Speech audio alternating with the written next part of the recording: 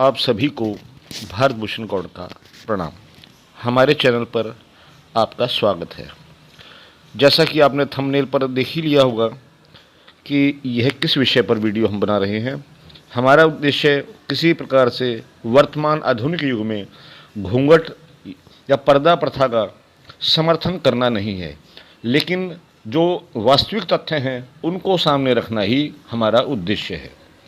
सभी कह देते हैं कि पर्दा और घूंघट प्रथा का वर्तमान स्वरूप मुगल काल की देन है, किंतु प्राचीन भारत में पर्दा प्रथा और घूंघट प्रथा तो रही है। वहाँ घूंघट का अर्थ मुख ढकना नहीं, अपितु सिर को साड़ी या चुनरी से ढकना था।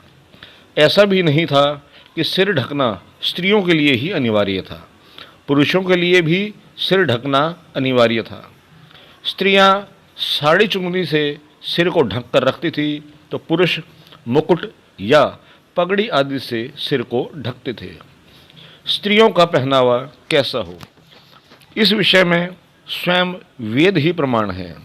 ऋग्वेद के 10वें मंडल में कहा है, स्त्री को लज्जापूर्ण रहना चाहिए कि दूसरा पुरुष मनुष्य उसका रूप देखता हुआ भी न देख सके, वाणी सुनता हुआ भी पूरी तरह न सुन सके। एक अन्य मंत्र में अध पश्यस्वमोपरि संतराम पादकौ हर माते कशपलकौ तशंत स्त्री ही ब्रह्मा बभूवित। ऋग्वेद के 8वें मंडल में, अर्थात हे साध्वी नारी, तुम नीचे देखा करो, तुम्हारी दृष्टि विनय से झुकी रहे, ऊपर न देखो, पैरों को परस्पर मिलाए रखो, पैरों को फैलाओ मत, वस्त्र इस प्रकार पहनो जिससे तुम्हारे ओष्ठ और कटी के कमर के नीचे के भाग पर किसी की दृष्टि न पड़े। इससे स्पष्ट है कि स्त्री सैलज यानी कि लज्जा सहित और मुख को ढक कर रखे। पर्दा प्रथा के इतिहास पर भी अवलोकन करें तो सर्वप्रथम रामायण के प्रसंग देखिए। माता जानकी जी जब वनवास जा रही थी, तब उन्हें देखने वाली प्रजा कहती है, या न शक्या पुरा द्रष्टुम भूतैराकाश गैरपी तामद्य सीताम पश्यति राजमार्ग गता जनाः। वाल्मीकि रामायण में यह प्रसंग आता है। अर्थात ओह, पहले जिसे आकाश में विचरने वाले प्राणी भी नहीं देख पाते थे, उस सीता को इस समय सड़कों पर खड़े हुए लोग देख रहे हैं।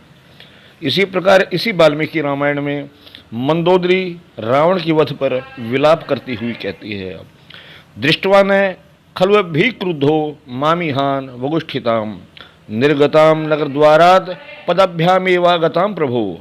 अर्थात प्रभु, आज मेरे मुख पर घूंघट नहीं है, मैं नगर द्वार से पैदल ही चलकर यहाँ आई हूँ। इस दशा में मुझे देखकर आप क्रोध क्यों नहीं करते हैं। एक अन्य प्रसंग महाभारत से देखिए।